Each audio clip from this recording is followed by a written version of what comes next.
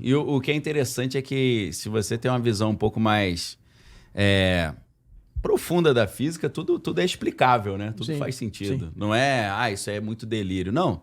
Algum dia você vai ter uma equação que você vai explicar isso. Talvez já tenha no alto escalão. Sim. Talvez a Lockheed Martin Skunk Works já tenha, mas ele não abre, né? A grande dificuldade é a gente não acreditar, que principalmente claro, cientistas, que existe um mundo que seria não material.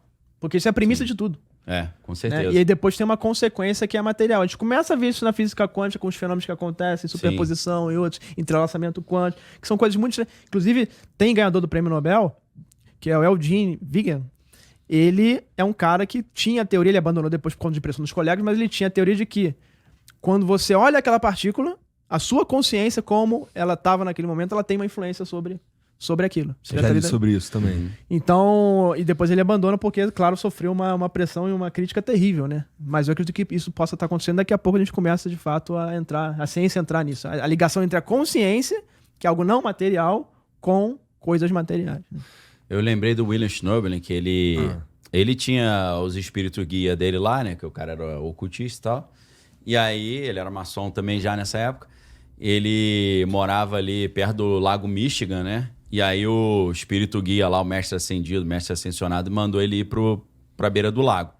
E ele foi pra beira do lago, só que ali é frio pra caramba no inverno. Ele falou que tava muito frio, tarde da noite. E mandou ele ficar parado ali. Ele falou que ele viu uma luz e, de repente, ele foi abduzido. E ele tava numa nave, e nessa nave tinham pessoas assim que pareciam humanas normais e pessoas que pareciam não humanas. E os caras começaram a fazer com ele entelhamento maçônico. Perguntas e respostas da maçonaria. Eles, os alienígenas manjam dessas paradas. E aí ficou nesse negócio, tipo para ver qual é o nível do cara. Aí ele vai fazendo as perguntas, vai até onde você sabe, até onde você foi iniciado. E aí depois ele acorda deitado na neve, muitas horas depois, e ele fica na dúvida se foi um sonho ou foi a realidade. Só que ele fala, cara, eu cheguei aqui meia-noite. Eu acordei 3 da manhã. Se eu fiquei esse tempo inteiro aqui, era pra eu ter morrido de hipotermia. E eu estar embaixo da neve. Então aí fica aquela sempre Você fica na dúvida, né? Se aconteceu ou não, se foi ou não. Mas o mais curioso que ele diz é o alienígena fazer entelhamento maçônico com ele, né? E uma coisa que não faz sentido algum, né? Um cara super avançado de outro planeta vir pra falar de maçonaria com o cara. Você pega os caras os mais impressionantes, bem documentados, Vilas Boas, Bebedouro, LEC, de abdução no Brasil, inclusive com marcas físicas e evidências físicas, materiais, todos esses casos você vê uma coisa que não faz sentido, como por exemplo, o cara entra na nave e tem uma corda, amarrou o braço dele com uma corda, um ser super avançado tecnologicamente, tem uma engrenagem, uma corrente arrastando na nave. Você chega lá, tem uma alavanca mecânica, um botão que é mais rústico que o nosso. Então assim, fica parecendo que é uma inteligência artificial que o cara foi gerar, e aí ele gerou, não pensou em tudo na hora de escrever o texto, e ficou ali um cara com 6 dedos, sabe? É tipo isso que acontece. Então, assim, você começa a ver que tem coisas que... E aí os ufólogos, muitas vezes, eles ignoram esse dado. Não vamos nem falar nisso, porque aí as pessoas vão achar estranho. Porra, a nave tá com uma corda, o ser vem e tem que acorrentar ele. Ou então a gente tem que botar uma eteia pra fazer relação sexual com o cara. Qual o sentido de botar um ser pra fazer relação sexual? Eu posso tirar o sêmen, posso tirar o óvulo e fazer isso in vitro, né?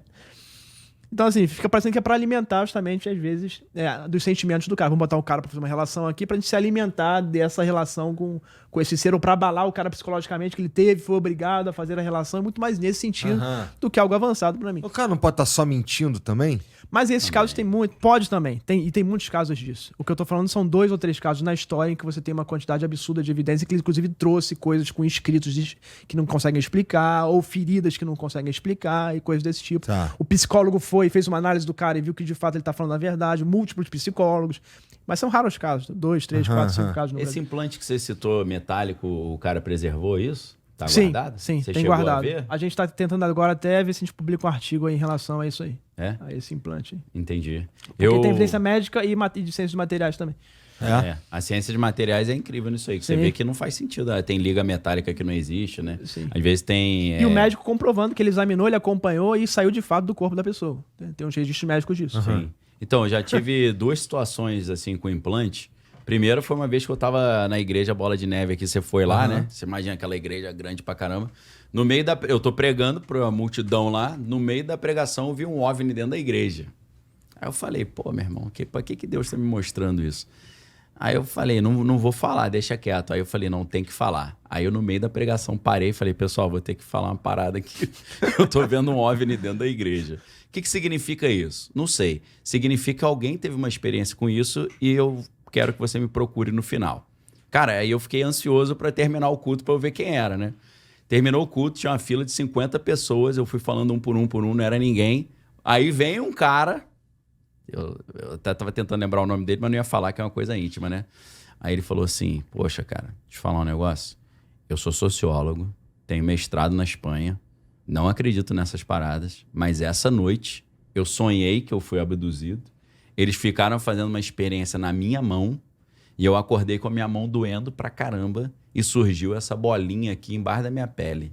O que eu faço? Tava com uma manchinha vermelha e se apertava tinha uma bolinha. Falei, cara, o máximo que eu posso fazer aqui, eu não sou cirurgião, nem dermatologista, nem nada, é a gente orar repreendendo isso em nome de Jesus, né? Aí fiz uma oração por ele lá, repreendi. Depois parece, eu não sei se ele tirou ou não, mas uma história estranha. A outra história, cara, Caraca, estranho. Foi na Fazenda Rio Grande, é uma cidade perto de Curitiba lá. Tá. Tava na igreja, na mesma coisa, eu pregando e vi um OVNI dentro da igreja. Falei a mesma coisa. Veio uma senhora, cara, uma pessoa muito simples, interior lá do Paraná.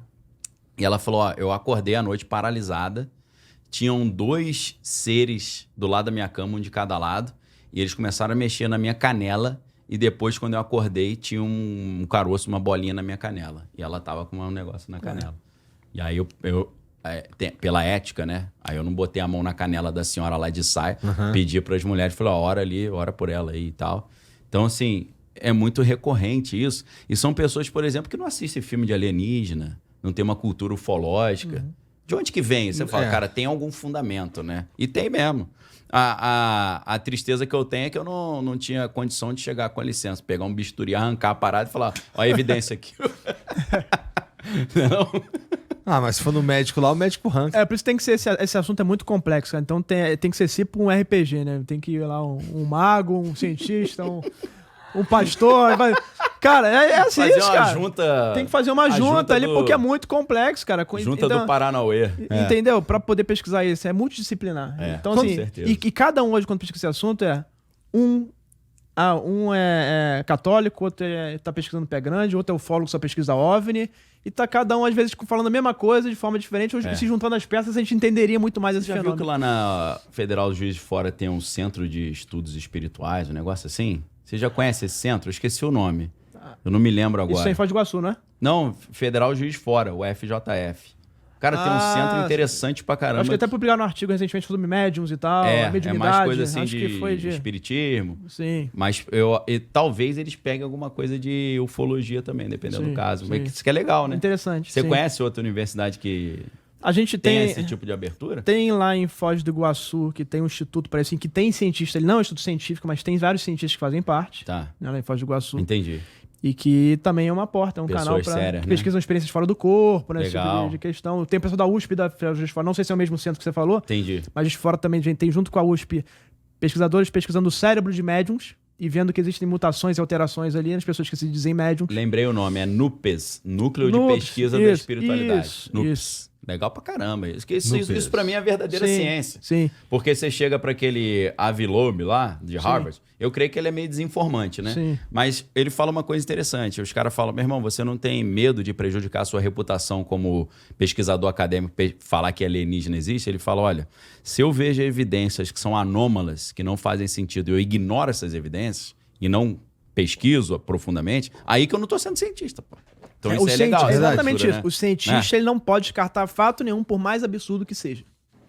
Ele tem que juntar tudo e depois ele avalia.